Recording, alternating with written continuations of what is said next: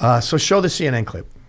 In February, you introduced the Assault Weapons Ban and Law Enforcement Protection Act of 2007. It would regulate semi-automatic assault weapons, including weapons that have pistol grips, a forward grip, and something called a barrel shroud. Weapons with a barrel shroud would be regulated. What's a barrel shroud, and why should we regulate it? I think the more important thing is that it also would have had banned the large capacity clips that Colin Ferguson had used, and also the killer. Okay. But I read the legislation. I'm sorry, I read the legislation, and it said that it would regulate barrel shrouds. What's a barrel shroud, and why should we regulate that? The guns that were chosen back in those days were basically the guns that most gangs and criminals were using to kill our police officers. I'm not saying it was the best bill, but that was the best bill they could get out at that particular time. I actually don't know what a barrel shroud is. I believe it's a shoulder thing that goes up. No, it's not. So she says it's the shoulder thing that goes up. Now, a rifle, I guess a heavy rifle, it has a little clip at the back that you can rest on your shoulder. I guess if you feel that it's too heavy and you want to be more accurate. Again, I know you fucking Southerners are laughing at me right now. But why would you ban that? She said it was the shoulder thing. What's the matter with the shoulder thing that goes up? You want the criminals who shoot cops with 22s to get so tired that the barrel goes up? Right. Anyway, he appeared on this really cool show recently talking about that. Oh, hell yeah. Hickok 45. Yeah, I wasn't familiar with this, but I've since become addicted to it, and Tucker's obviously a fan. And these guys are just some fun, good old boys. I think they're in fucking Alaska. Yeah? Oh, maybe. I'm not sure. That might have been a joke. I just know he's got the coolest little range back there. Yeah, he's got this awesome range with bowling pins. Yeah, let's shoot another melons and bottles of soda. And bottles of fucking orange juice. And his this whole channel was under threat because YouTube was going to do something, demonetizing anything to do with guns. Oh, dude, I'm so glad we brought this up. What's that? Did I send this to you? I don't think I did. So there's a new bill. Oh, thank God I didn't start taking calls too early. Yeah, I'll send it to you right now. HR 127, which we've heard about in some other capacities, and we knew it was bad news, but I hadn't looked into exactly what it entails, and it is fucking spooky. Okay, what is HR 127? It's worse than you think. Every gun owner will have 3 months to report all owned guns, make, model, and serial number. You must also report where you keep your guns. All the info above is put into a database which the general public will have access to. What? So say you don't have a safe. You list that you have 2 handguns, I don't know, in the front closet, right? I have 2 handguns there, and then I have a fucking AR-50 upstairs in the guest bedroom under the bed, right? Now, criminals have a shopping list. And they go, I'm going to wait till the car's out of the garage, case it for a while, make sure the dog isn't home. And then I'm going to go in. I'm good for long barrel guns. I don't really want another rifle, but I can't have enough handguns.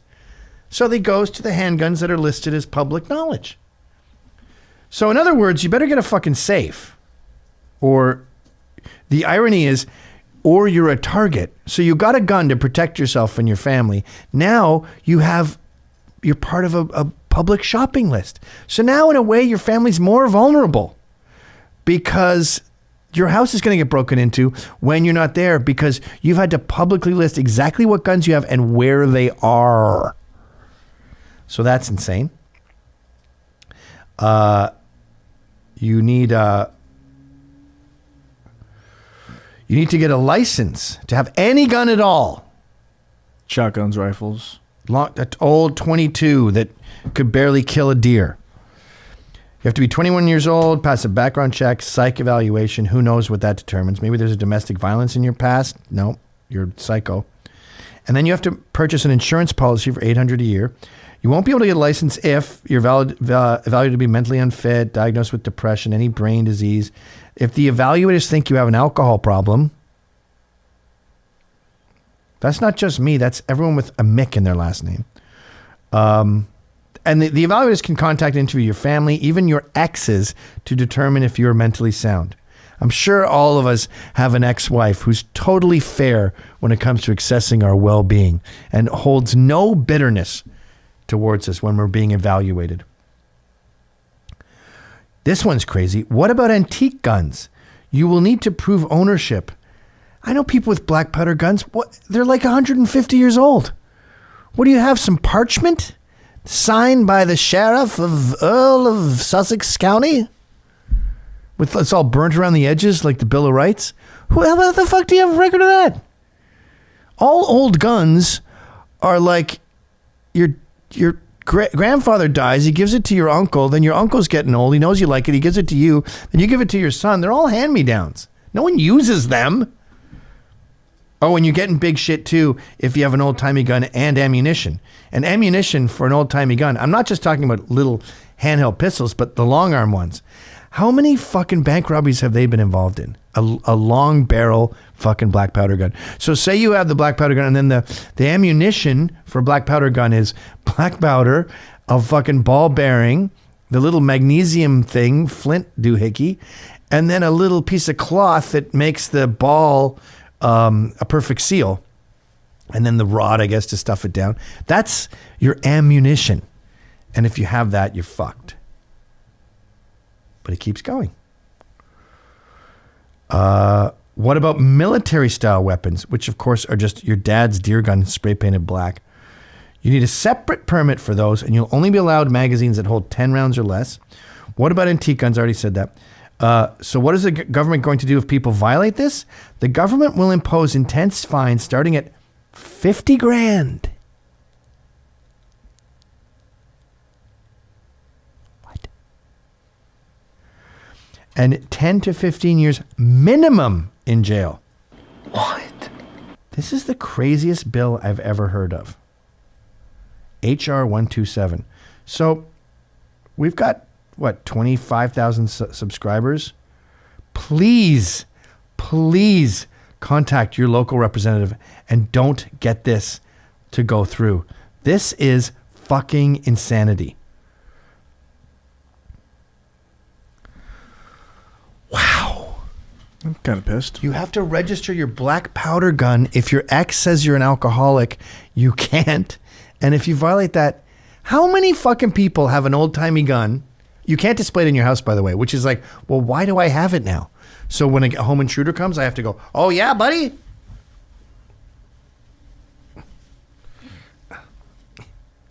Get out of here. Boom, these explosions of bullshit. This is Biden's America. Anyway, sorry. So get back to Tucker. So he's on that cool show. I didn't know it was going to get shut down. Are you familiar with this show? It's not going to get shut down, apparently, but they were threatened, maybe demonetized. It happened a couple months ago. It's really popular. Hickok fucking rules. Yeah. How long have you known about Hickok? How come you are cooler than me? A couple years ago. Because I'm really into like M1 Garands, the World War II rifles, and he shoots the hell out of them. Actually, he's got one right there. I think that's an M1 by Springfield, like a SOCOM. I don't like you being cooler than me. It feels unusual. I feel like someone's touching my anus involuntarily. I just nerded out about those guns. I found out they're kind of like obsolete, but I still like them. Hickok is from Nashville, says Whitfield. Who's Whitfield? He's a viewer of the show. Sent us rosary beads. Oh, so very Catholic, I guess, cool dude. Tucker was joking about Alaska. John, we're going to do a little basics quick video explaining the difference between a barrel shroud and a shoulder thing that goes up. Whoa! Whoa. Oh, that's awesome. My name's Tucker Carlson. I'm not from the ATF. I am a concerned citizen. And what was your name again? Tucker Carlson. Okay. And when I hear the term barrel shroud, or STTGU, shoulder thing that goes up, I know we're in an unsafe environment. That right there is a species of barrel shroud, correct? It shrouds the barrel. And this right here is a shoulder thing that goes up. Both of these features have been banned in various states, and the reason is really simple. If you're firing a gun to the point where it gets hot, you're dangerous. Oh, If you have a shoulder thing that goes up, it's not clear why that's bad, but it is. Maybe I have an idea. Maybe it's because if you have to have a rifle that is so heavy that you are not able to support it yourself, then by definition it's deadlier. Exactly. Well, right. And if you're That not is kind singeing of your logical in a sick way. comes for a second. Look at this. Yeah. This is a classic gun criminal. You'll notice there are no burns on those palms. That's true. Evidence Oh, of so a it's barrel protect shroud. your hands from being burned. This has a barrel shroud too. Standard AR-15 deal. I wonder if that's just Do we have to military. register these too? I do. I bet. I just pulled the trigger and pointed at you. What if it went? That is And terrible. went right into your spine. You're And triggered went, Holy discipline. fuck! I'm sorry. I didn't know. I thought that was a toy. I die a little death. Imagine they put that in like a Gavin McLnnes. That's some good news and some bad news, Mr. McInnes. Your gun permit has gone through, but there is a size restriction. Anyway, here's the gun you can have in your home. You have to keep it in a safe. If you ever get gang raped by mice, you should be able to kill a third of them. That is a small gun that will not shoot regular people. I am not going to get gang raped by a mice. You're right. You're right. I've seen these rifles like this. This is what we call an assault rifle or a weapon of war, if you will. With this feature right here, this barrel shroud, I have seen guns like this on their own remove themselves from a safe and commit atrocities. You have. Yes, I have. And that's why they're banned. If I could criticize Tucker, I'm not bananas about his leisure wear. He wears New Balance. His pants are too loose. That little overcoat, it's very private school. He could be a little more tailored. Is he trying to go for like that's a worker's kind of coat? I think he's such Carhartt? he doesn't do our thing where we blue collar LARP. Yeah. So he doesn't want to wear a Carhartt because it looks disingenuous. Right. I think you got to be disingenuous. That's one of those ones at a small little county shop. You can get like a quick little overshirt jacket. I don't care if you're rich, your dad owns Swanson or your stepdad, your father-in-law, whatever. You may come from money, you may be married into money, but don't dress money in the woods. Like, what do you got there? A Brooks Brothers button down? You should have a t-shirt, a sweatshirt, a Todd Snyder sweatshirt, and a Carhartt. And then you should have Red Wings on and jeans that are pencil, what do they call them? Pencil leg jeans. Oh, straight leg. Yeah, not too wide, not too narrow. He's got khakis. Not gonna lie. He's got some khakis. Yeah, don't. Stop doing that. Stop being so accurate. His riffing Tucker. is hilarious. It's really quick. If you have to have a rifle that is so heavy that you Yes. are not able to support it. Those just jump off and kill Classic gun people. criminal. You'll notice there are no burns on those palms. Why are you repeating the jokes? we With just this saw? feature right here, this barrel shroud, I have seen guns like this on their own. Ryan, you're remove just repeating a themselves joke. from That safe pissed me and off. commit atrocities. You have. All right. I think we're ready to rock. I just didn't think he was that funny. Naturally. Why? He doesn't usually go for funny. You didn't think Tucker was funny? Yeah, but no, he goes for a He's different a very type funny of guy. Tucker introduced me to the poo-poo. No. Yeah. They eat that poo-poo. See, I've No, seen him- sorry. He introduced me to Why Are You Gay? Are you gay? And this is obviously not a week ago. This is the second it came out. He sent it to me. Why are you gay? But one of our parishioners, priests, whatever you call him, today at Getting the Ashes was an African. He is new to the church. And I love that accent, by the way. I know we make fun of the poo-poo, Nigeria? but I love Scottish, Jamaican, and African accents. They all sound the same to me, all of Africa. But I have to concede, my mind wanders in church, and I could not stop hearing about the poo-poo. We are here today on Ash Wednesday to talk about sacrifice and saying the word no. I saw a woman today with her kid. It was actually a really good point, and this wasn't his point. I'm just putting other guys' words in his mouth. Because they sound cooler. But he had a good point. He said, I saw this mother walking down the street, and she was with toddlers, and the 4-year-old was throwing snow at his 3-year-old sister. And she said no when he chastised her. And he said, that's what Lent is about. Saying no to yourself. And as he was saying that, I thought, God damn it. Oops, sorry. Bleep, damn it. Oh, no, can't even say damn it. Gosh, I thought.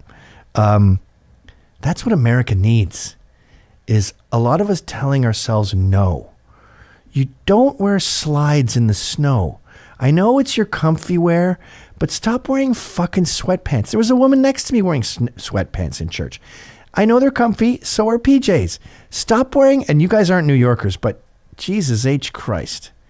There are so many fucking people in New York City proper in the day wearing pajamas, especially blacks and Hispanics, with hair curlers on, sweatshirts, and slides with their socks, with like the ankle socks, and their toes are wet from the slush. Like, tell yourself no. I want to just leave today without getting dressed. No. You have to put on shoes and socks and pants. We're in an epoch where denim is considered wildly uncomfortable. They won't wear it on the plane. It's a cotton twill. Denim, I mean, besides the blue-collar guys of the 60s, denim was like for your lazy Sunday. Now it's fancy wear.